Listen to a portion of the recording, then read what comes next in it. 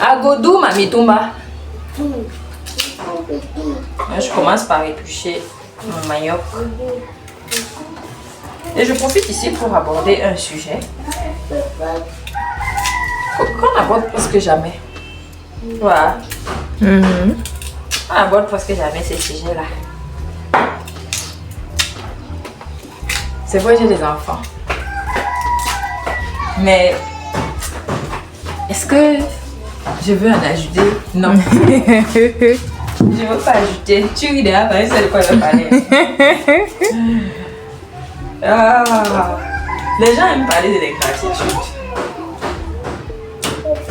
Oh, les gens sont ingrats. Oh, tel m'a fait ci, je lui ai fait ça. Il n'a pas été reconnaissant. Mais si tu ne veux pas connaître l'ingratitude, n'accouche pas. Parce qu'il n'y a pas plus ingrat qu'un enfant. Ne vous me prenez pas. Je parle ici en tant qu'ingrat qui s'assume. En tant qu'ingrat qui s'assume, je peux le dire. Il n'y a pas plus ingrat qu'un enfant. Donc, je préfère avoir 3 ingrats. C'est largement suffisant. C'est assez pour les nerfs. Oui. Un enfant, je lui donne à manger. C'est encore dans sa bouche. Le gars il est en train de pleurer. Que tu as donné plus à son frère.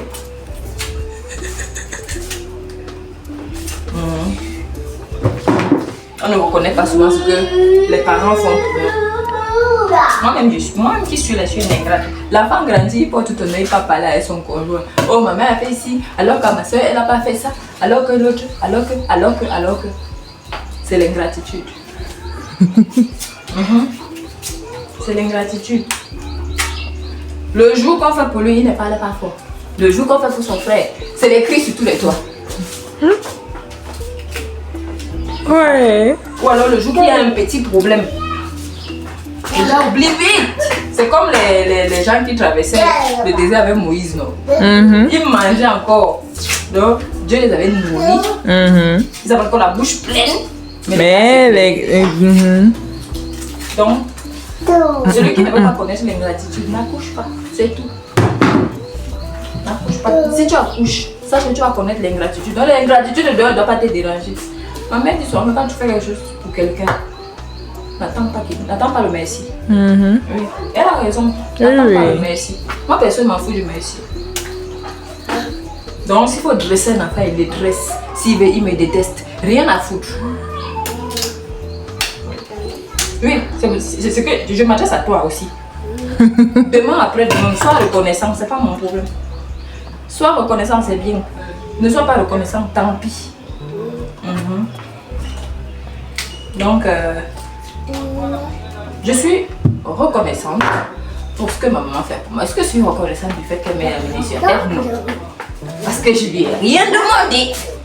Est-ce que je veux que mes enfants soient reconnaissants du fait que je les ai amenés sur terre? Non. Ils ne m'ont rien demandé. D'accord?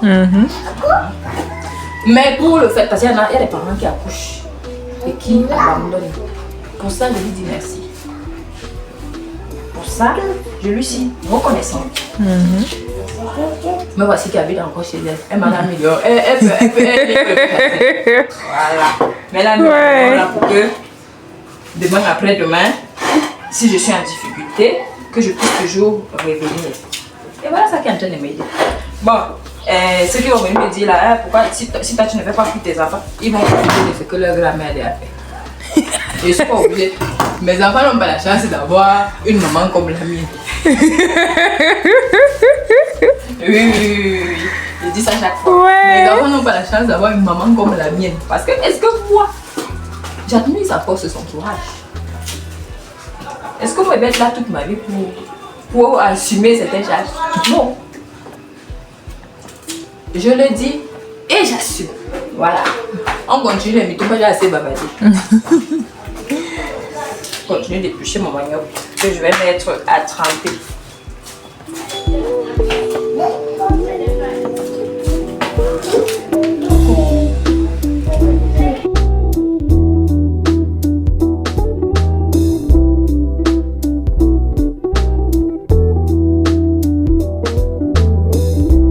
Après 3 jours, mon manioc est bien fermenté. Donc, vous pouvez voir la fine couche qui est au-dessus. Je vais vérifier. Je vais quand même prendre un pour toucher. Voilà, c'est bien bon.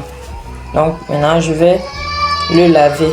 Je l'ai lavé avant de tremper. Je vais encore laver pour enlever les fibres à l'intérieur du manioc.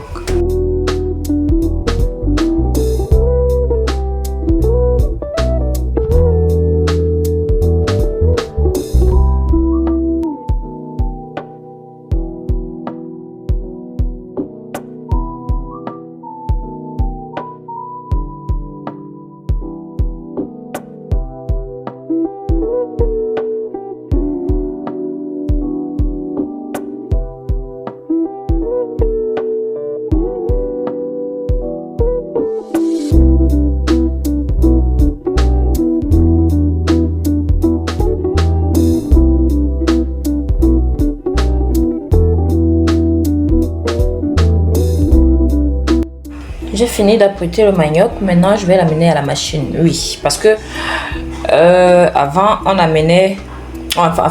avant, on le pilait au mortier. Ensuite, il fallait écraser à la pierre.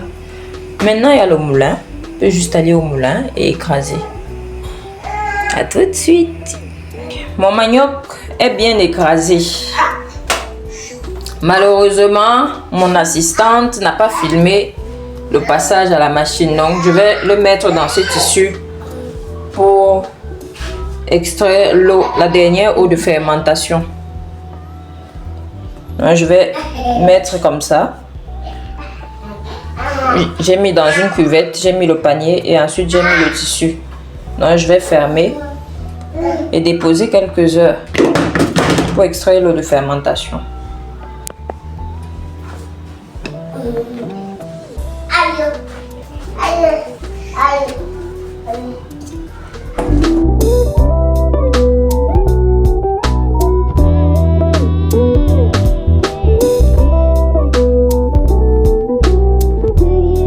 Ici, j'ai mon bongo qui avait déjà commencé à sécher. Le bongo que j'ai ramené récemment du village. Donc, j'ai le bongo, je vais mettre un. C'est encore frais. J'ai ici le hormi, l'écorce du bongo, c'est le hormi. Donc j'ai ce qui est déjà râpé. Je vais juste passer ça à la pierre. Ça va servir à parfumer mes mitombas. Un peu comme ça. Je vais écraser les deux.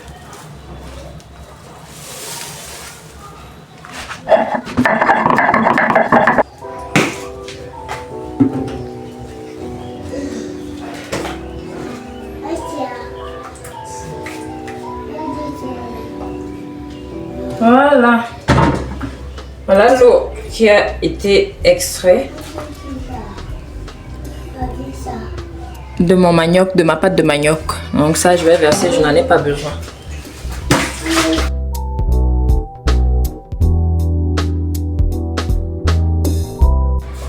Mon hormi avec le bongo que j'ai écrasé. Donc voilà ça. Le hormi et le bongo. Le bongo était frais. C'est parce que vous ne pouvez pas sentir le parfum. Sinon, ça sent très bon. Donc, je vais venir mettre un peu dans ma pâte.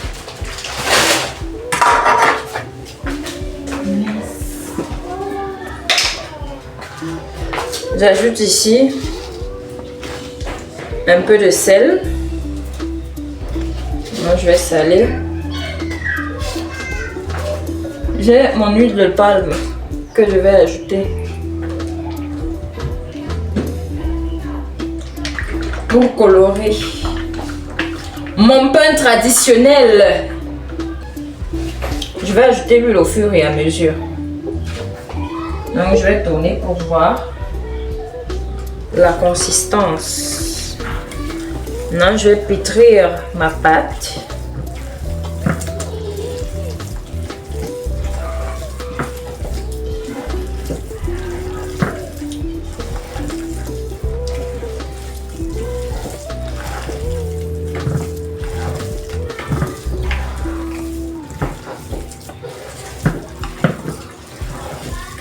Ça, c'est le pain bassard. Pain traditionnel. Lui, on mange ça au petit déjeuner. Oui. Est-ce qu'on connaissait l'autre pain là? Ça, c'est notre pain. Au village, tu manges un bon mitumba le matin avec les prunes. Tu es bon pour ta matinée.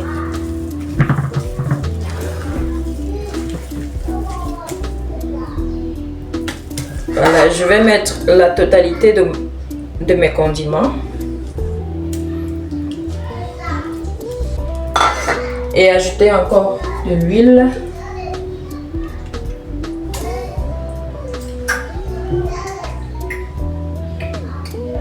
Seigneur Bamudidi, Seigneur Bamuyomie, Seigneur Bamudidi, Seigneur Bamuyomie, Seigneur Bamuyomie, Seigneur Bamudidi.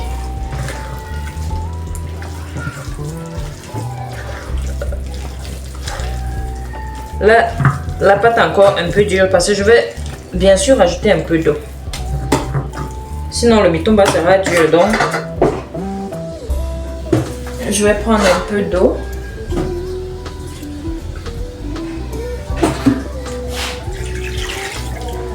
On va d'abord pétrir et voir si ça va aller.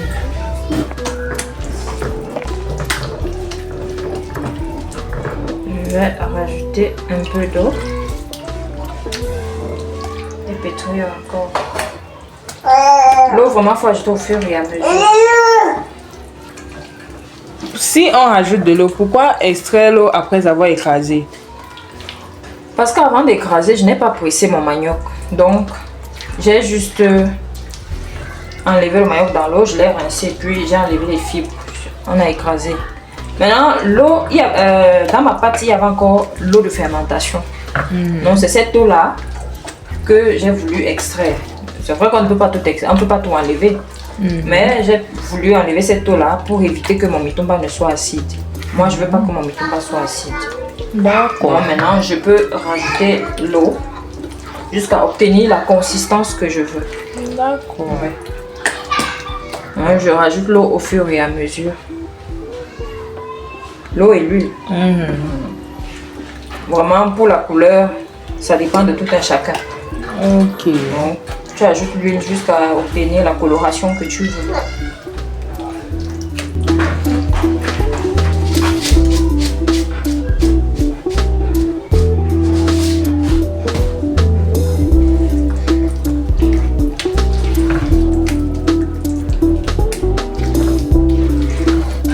On peut aussi ajouter le piment, hein, mais là, comme les enfants vont manger, je préfère ne pas mettre le piment. Oui. Mais sinon, vous pouvez aussi mettre le piment.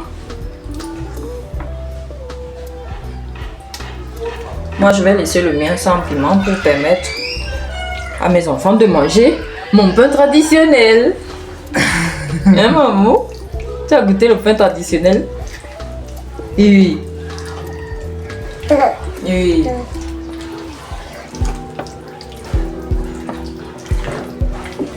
Je crois que ça peut aller comme ça. Là, j'ai mis l'équivalent de 300 ml d'huile.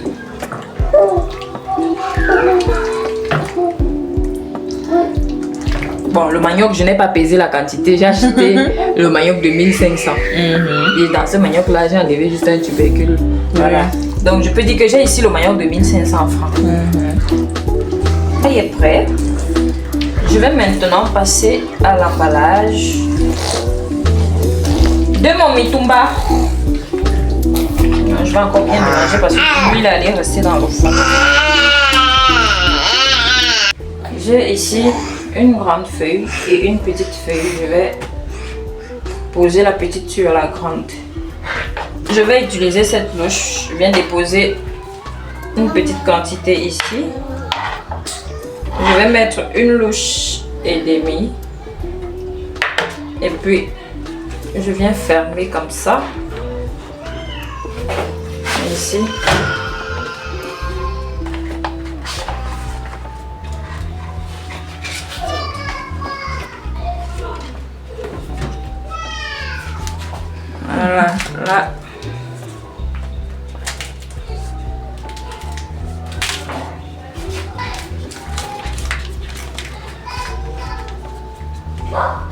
Voilà. C'est pas un joli mitumba. T'as l'air joli, hein?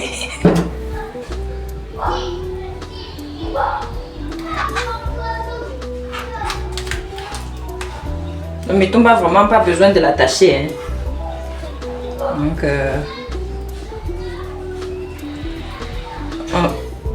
juste pour maintenir les feuilles en place. Et voilà mon premier mitumba. Et je dois avouer que c'est le tout premier mitumba que j'attache de toute ma vie. C'est le tout premier. Voilà. Entre ça et ça, tu La peux première qui est jolie. C'est ça, non? Oui. Je vais essayer une deuxième fois de vous montrer comment moi j'attache. J'avais jamais attaché avant.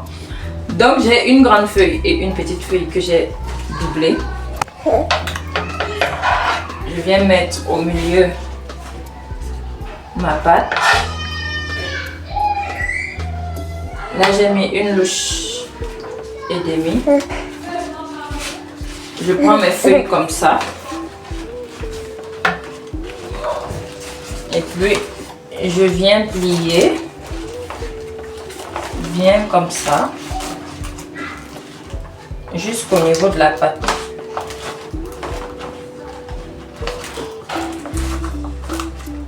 Voilà, la pâte est limite là.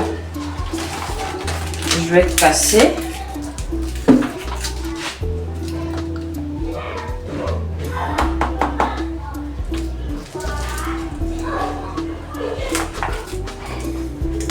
Et casser l'autre côté aussi.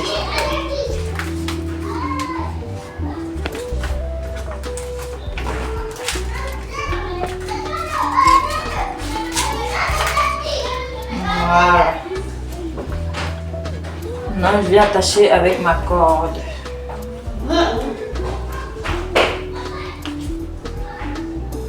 Pour maintenir les feuilles en place.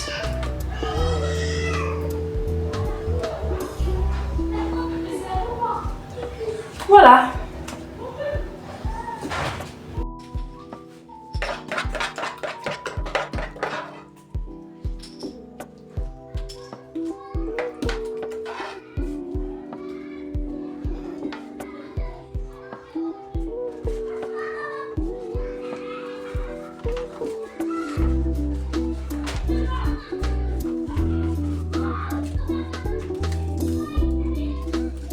C'est un forgeron qu'on devient forgeron.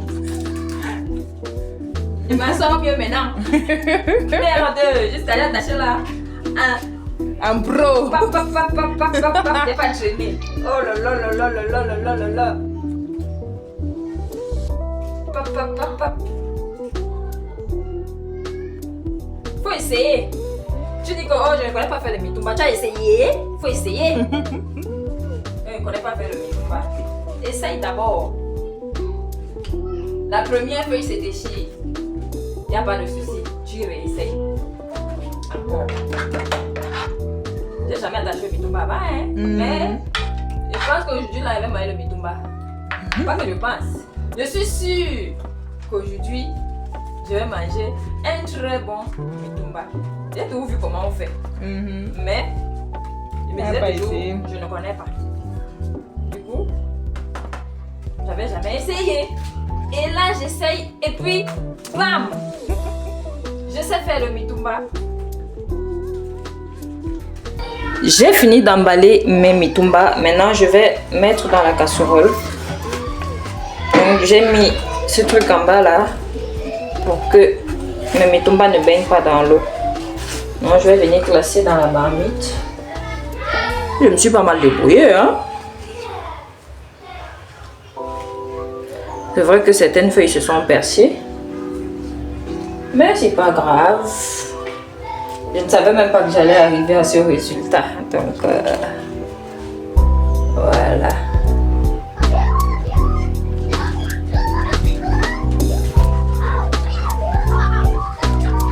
Mes mitumba bien attachés vont passer à la cuisson. Vraiment, prenez soin d'ajouter l'eau sur le bord et non au-dessus des boules. Et on va ajouter l'eau au fur et à mesure. Voilà. Voilà, je vais vérifier la cuisson de mitumba. Voilà. À première vue, ça a l'air cuit. Voici ma partie préférée sur le mitumba.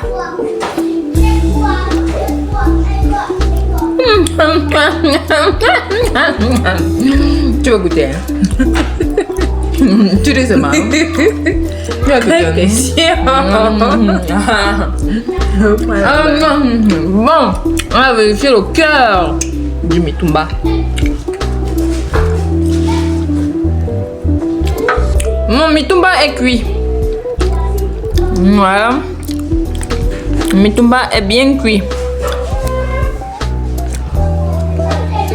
Jusqu'au milieu là, c'est bien cuit. Oh, le goût de ça. Pas. Oh, délice.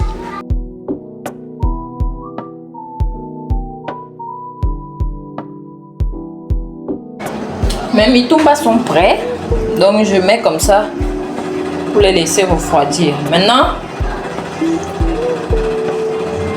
je vais les laisser sécher pour que ça dure plus longtemps. On peut sécher au soleil, on peut sécher au grenier. Si vous avez un grenier, vous étalez là-bas où on met le maïs. Au village, non. On met souvent en haut là-bas. Oui, puis il y a le feu en bas. Voilà, ça sèche là-bas calmement. Et là, ça dure encore plus longtemps. Ça durcit. Il y a des gens qui aiment quand c'est dur. Mais moi, perso, j'aime quand c'est mou comme ça. Voilà, quand ça vient de cuire là. Ok, si vous avez aimé ma vidéo, vous pouvez me laisser un like, un petit commentaire. Merci d'avoir partagé ce moment délicieux avec moi et comme j'ai l'habitude de le dire, à vous l'image, à moi le goût. Bisous.